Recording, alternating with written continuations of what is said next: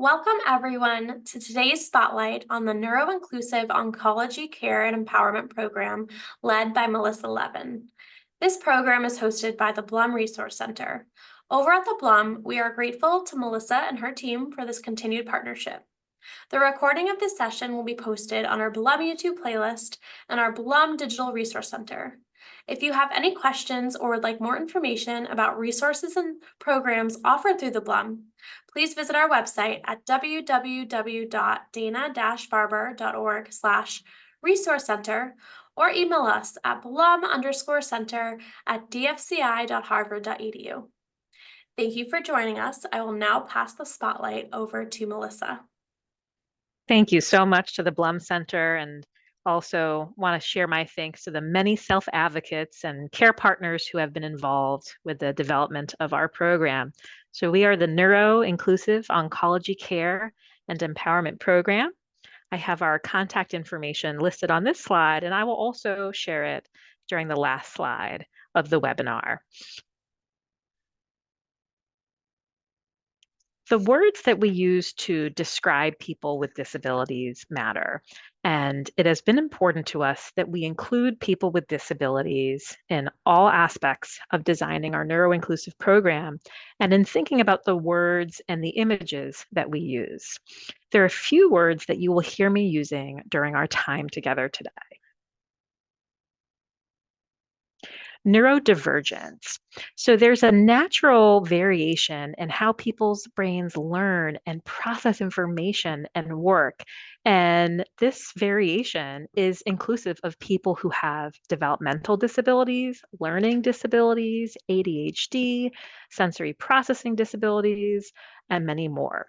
Neurodivergent is a term that you may hear me use, and this is referring to a person whose brain works differently from what is considered the norm by society. Neurotypical is a person whose brain works in the way that is perceived as the norm by society. However, we recognize that typical doesn't mean better, and we celebrate each person for who they are and recognizing the enhancements that people with disabilities make in all of our communities. Neuro-inclusive refers to an inclusive environment. This is where neurological differences are acknowledged, celebrated, and accommodated. People are multidimensional. There are so many parts to each and every one of us, and we all have different identities and interests and strengths and challenges. And these differences and unique qualities are also really beautiful. When it comes to supporting people who are neurodivergent, it is so important that we both zoom out and experience the whole person in the context of their environment and also zoom in to their multiple identities. So I'm going to share a lot of ideas with you during today's spotlight, and I will encourage you to think about what really works best for you or perhaps for your loved one if you're a care partner who's watching this video. And each patient in our neuro-inclusive oncology program has had a really unique experience when it comes to what works best for them with reasonable accommodations and counseling and supplemental supports. So some of the aspects of identity that I want to share with you that we think a lot about are communication and the ways that we express ourselves, both the output and the input or the receptive communication. We also think about all the different ways that we learn and what supports each and every one of us as we are learning new information, especially complicated medical information in a cancer care environment. Intersectionality, we're thinking all about and really honoring racial identity, gender identity, sexual orientation, and more. Decision making. So we recognize that patients may have a variety of decision making. You may be an independent or sole decision maker. You may have supported decision making, and you may even have a legal guardian. When it comes to independence, we recognize that we all need help in different ways. And even if we need help in one area, that doesn't mean that we need help across all areas. So who do we serve in this neuro-inclusive program? You may be wondering. We support oncology patients who have intellectual and or developmental disabilities, such as, but not limited to, autism, Down syndrome, cerebral palsy, epilepsy, Fragile X, fetal alcohol syndrome, and more. And it's okay if you might have a disability that's not included in this example list. We want to hear from you, and at the end of this spotlight, you will learn the next steps to get in touch with our program. We also recognize that there are a lot of barriers that many adults, especially seniors, have faced when trying to get a formal diagnosis for a developmental disability. No one will be excluded from consideration in our program just because they don't have a formally documented disability diagnosis. Still really important that if this sounds like you, please be in touch. What do we do? The Neuro-Inclusive Oncology Care and Empowerment Program provides specialized education and care that's aimed at improving your healthcare outcomes and reducing the distress that often goes along with a cancer diagnosis and treatment for oncology patients who have intellectual and developmental disabilities. We have several aims of care, and these include building supportive relationships with you, and if you have loved ones and care partners who are involved, previewing what to expect when you're attending appointments and treatments, exploring sensory and or physical accommodations that we can make to the clinical environment, developing strategies, and what I call visual aids. So I'll share some examples of these in just a couple of minutes. Providing supportive counseling using evidence-based and inclusive practices. And we also provide consultation to your care teams to promote disability competent care. And we provide training on neuro-inclusive care to the whole Dana-Farber community. I'd like to show you a visual, and it gives some examples of the considerations that we make for all of our patients who are coming in for care, and then the layer of considerations that we're especially making when we have patients who are neurodivergent. And all of this was created in partnership with Self Advocates. We provide support to all patients as they receive their initial diagnosis and prognosis. We share information with patients about their cancer and treatment options, side effects, and more. We're attending to any physical discomfort and pain and working really closely to help you and others manage pain and increase quality of life. We're attending to concrete resource needs. This may be like short-term accommodations if you're coming to the Boston area, or receiving support with financial assistance. And we're constantly attending to the social and emotional impact of cancer. As we're supporting our patients who have intellectual and developmental disabilities, we're thinking a lot about communication, and we're thinking about what supports your communication with providers, with the entire clinic team and staff. And if you use any kind of AAC, assistive augmentative communication device, we want to work with you and help everyone feel more prepared to support you in your preferred communication. There may be unknown, new people, new places, new experiences during your cancer care. And we want to work with you to cope with the natural anxiety, discomfort that might arise from these new experiences. We're sure that you have many coping skills that you're using to cope with different stressors that you've been feeling. And we want to partner with you in continuing these coping skills and helping you to build any additional coping skills that may be useful. Sensory overload, we recognize that being in a medical environment can be a sensory overload. Lights, sounds, touch, pressure, temperature, etc. We want to partner with you and think about the sensory environment and any reasonable modifications that we can make, as well as strategies that can support you in coping with some of the sensory elements that do occur. When it comes to accessibility, we'll work with you and our ADA coordinator to make sure that you can get to where you need to get to and that you can receive the best care possible. I share coordination of systems as an example because sometimes with patients who are neurodivergent, there may also be some other support systems who are involved, such as the Department of Developmental Services or commissions for blind, hard of hearing, etc. And so if you are receiving support from any disability organization, we can also work with you on coordinating communication and any care that supports you. There may be some changes to your routine along the way. Sometimes the timing of appointments are changed, or you may be waiting for your medication to be finished up, the pharmacy. And if you find that coping with that waiting time or with changes to your schedule is challenging, we want to work with you on that.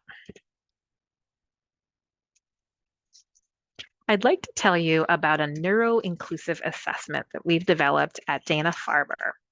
So when you first connect with a social worker in our program, we'll set up a time to do this assessment and really get to know you. We can do this by phone, by video, or in person.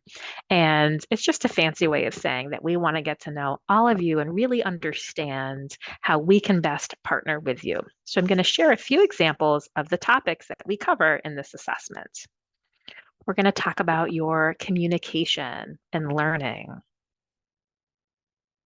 what decision making looks like for you, and what supports you in making decisions about your healthcare. We'll explore your personal strengths and interests. We'll also explore your disability identity and how you prefer your disability to be discussed out loud and also in writing. This may be person first language or disability identity first language. We'll explore your sensory likes, dislikes, and triggers. And then we're going to collaborate together to think about accommodations and strategies and to think about the involvement if you have care partners and other supports who are in place. It is always okay when we're talking through this neuro-inclusive assessment that you can skip or pass on a question or topic area, and that you can have a care partner or a loved one be available when we go through these questions. Now I'd like to share some examples of the therapeutic techniques that our social workers may use when working with you.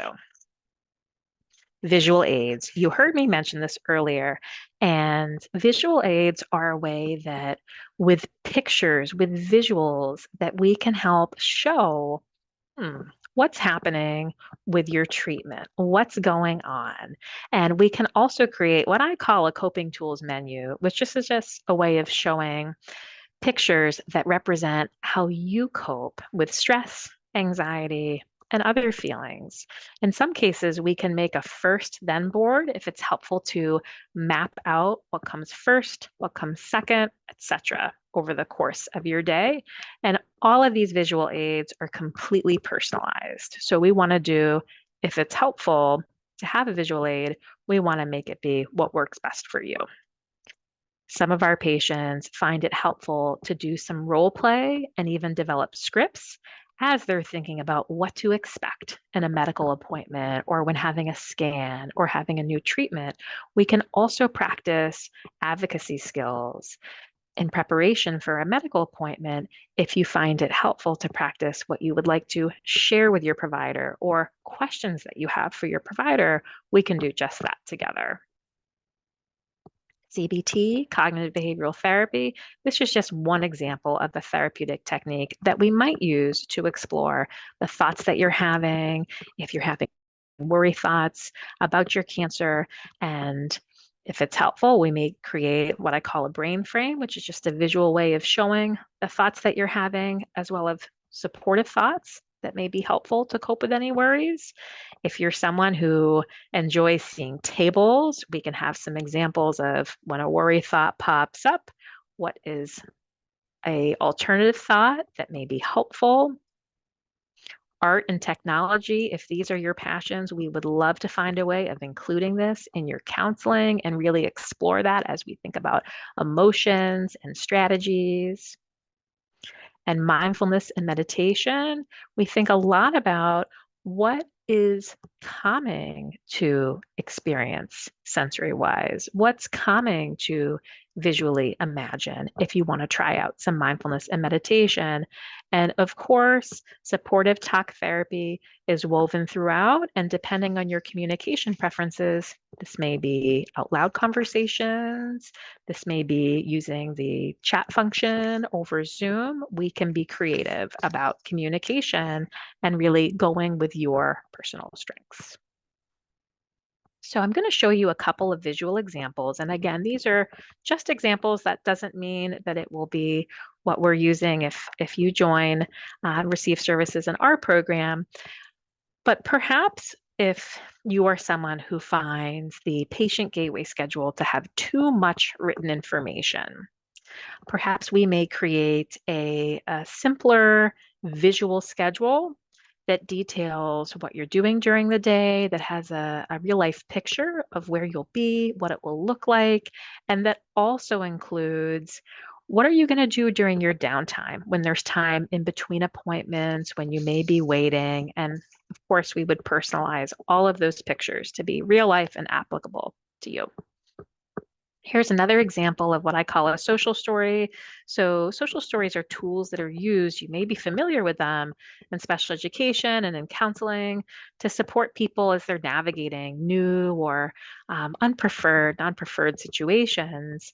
And social stories can really help people understand what to expect in a new situation or what to expect of other people and of themselves. So I do a lot of work, our team does a lot of work with our patients in building stories if the stories are helpful to better understand what's happening. And our programmatic goal is to create a library of cancer-themed social stories that patients at Dana-Farber and patients anywhere can be able to access to better understand what's happening with cancer, different treatments, and more.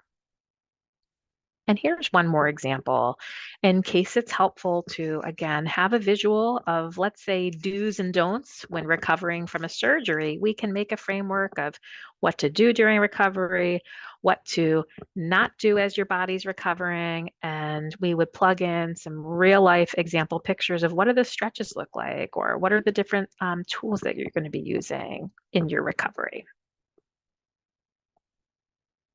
So if you're interested in becoming part of our program and receiving our services, I want to tell you exactly what to do next.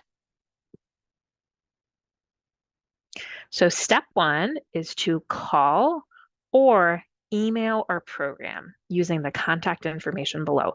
Go with whatever feels most comfortable for you. If you're going to call, the number is 857-215-3099. If you prefer to email, okay, it's going to be neuro, NEURO